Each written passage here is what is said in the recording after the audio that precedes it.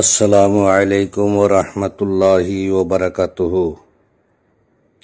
আজ পবিত্র কোরআন শরীফ থেকে সূরাতুল আল ইমরানের 11 আয়াত থেকে নিয়ে 14 আয়াত পর্যন্ত তেলাওয়াত করা হবে এবং তার সাথে সাথেই তার বাংলা তর্জমা করা হবে বায়ানুল কোরআন থেকে।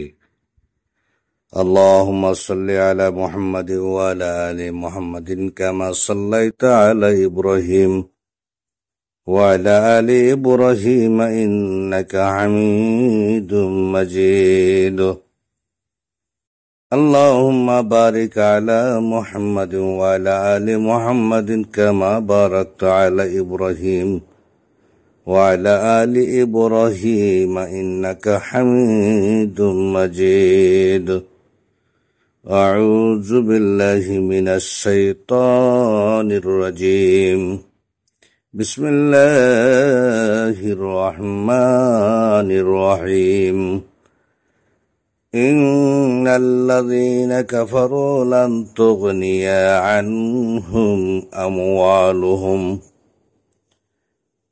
أموالهم ولا أولادهم من الله شيئا وأولئك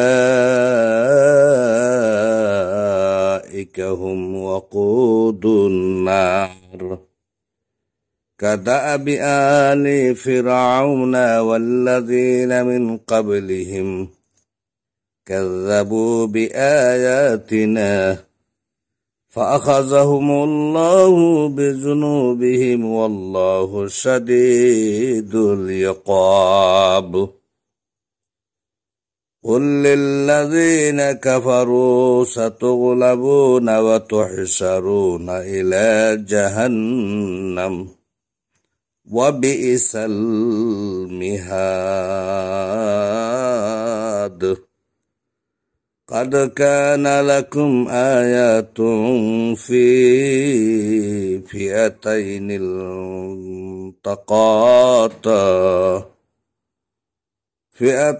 التقطا فئة تقاتل في سبيل الله وأخرى كافرة يرونهم مثليهم رأي العين والله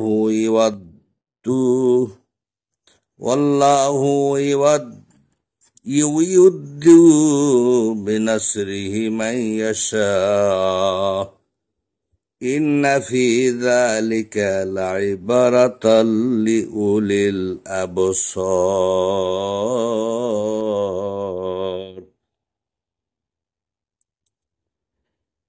এখন তার তর্জমাগুলো। নিশ্চয় যারা কুফরি করে তাদের মাল সম্পদ ও সন্তান সন্ততি আল্লাহর আযাব থেকে কখনোই কোনো কাজে আসবে না এবং তারাই আগুনের জ্বালানি। ফিরআউন সম্প্রদায় ও তাদের পূর্বের লোকদের স্বভাবের ন্যায় তারা আমার আয়াতসমূহ অস্বীকার করেছে, ফলে তাদের পাপের কারণে আল্লাহ তাদেরকে পাকড়াও করেছেন, আর আল্লাহ শাস্তি দানে কঠোর।